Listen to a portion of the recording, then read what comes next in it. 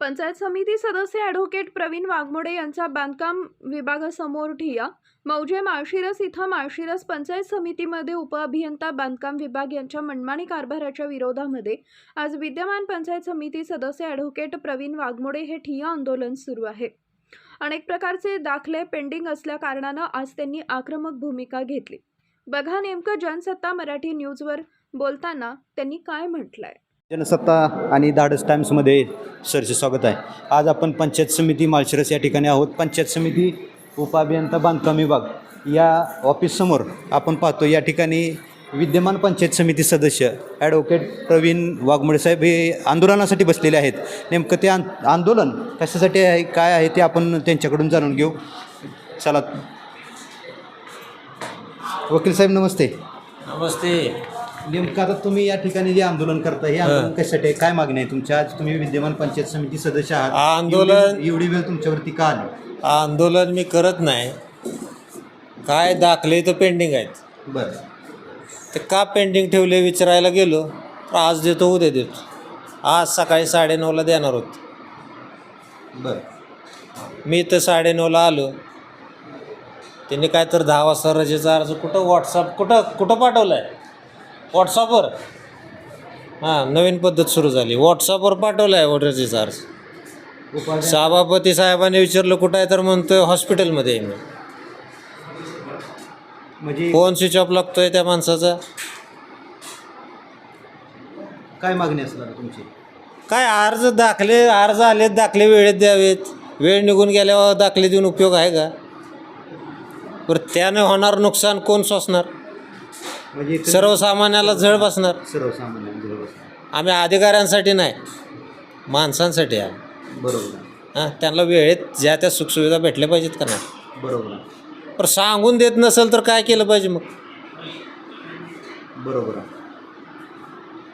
अशा या जाणीवपूर्वक अधिकाऱ्यांकडून केलं जातं का टाळाटाळ केली जाते, काय वाटतं तुम्हाला? तेच विचाराय बसलोय मी. काय दबाव आहे का बाबा तुमच्या? कोण देऊ नका म्हणतोय किंवा काय? हां, का तुमचं काय म्हणजे ते मागं ठेवण्यात काय आहे का?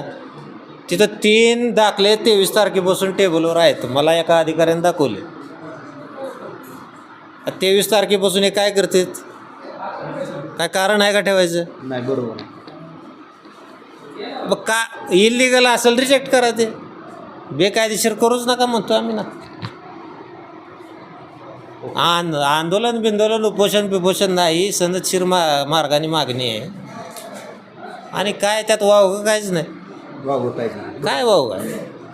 सर्वसामान्य लोकांसाठी ज्या काय त्यांच्या सुखसुविधा आहेत त्या काय त्यासाठी तुम्ही इथं बसलेला आहात. हो. बरोबर. अहो, इथं काय कुठं बसणार? सर्वसामान्याची सनदशीर मार्गाने मागणी असेल, कायदेशीर असेल. बरोबर. ते आम्हाला विचारायला आल्यावर आम्ही कुठं जाणार? अधिकाऱ्यांच्या थ्रूच काम करावं लागतंय ना. हो. कुठंही जाणार आम्ही, काय त्याला? एकंदरीत यांचं जे म्हणणं आहे ते उपअभियंता बांधकाम विभाग यांच्याकडे जे पेंडिंग दाखले आहेत ते वेळेवर मिळावं या मागणीसाठी ते या ठिकाणी बसलेले आहेत. आता पाहू आपण त्यांच्या मागणीची कितपत प्रशासन दुरावस्था आहे. हां. दुरुस्ती अभावी तसंच पेंडिंग आहे.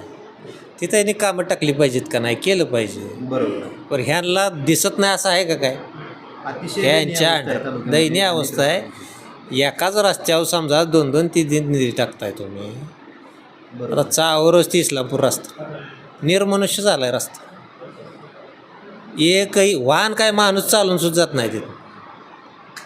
ही काय पूर्ण संपेपर्यंत वाट बघत बसायची का? बरोबर. ह्यांना दिसतंय 10-5 गावाला जाताना तिथनं आजूबाजून जातात बायपास करून. बरोबर. माणसांच्या तक्रारी ती रस्ता कर बाबा. 2-3 माणसं वेळेअभावी दवाखान्यात न पोचता दगावलेली आहेत तिथे. एवढी वाईट अवस्था आहे. वाईट अवस्था. बरं, एखाद्या ठिकाणी तुम्ही 2-2दा निधी टाकताय. बरोबर. हां, तुम्हाला माहीत असून जाणीवपूर्वक तुम्ही का तसं करता? प्रामुख्याने खऱ्या अर्थाने त्यांनी या गोष्टीकडे लक्ष दिलं पाहिजे. स्वतःहून लक्ष दिलं पाहिजे. आम्ही सुचवतोय वेळोवेळी.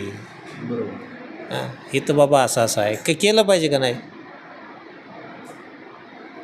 एवढंच माझं म्हणणं आहे की बाबा प्रॉम्प्ट राहून सगळं आपण समाजासाठी, आपण लोकांसाठी, आपलं घर भरायसाठी नाही. बरोबर. लोकांसाठी तळमळीने काम केलं पाहिजे यांनी. निदान एक तर प्रामाणिक काम केलं पाहिजे का दिवसातनं, अख्ख्या दिवसातनं एक प्रामाणिक काम तर केलं पाहिजे का. बरोबर तेवढंच होत नाही यांच्याकडे.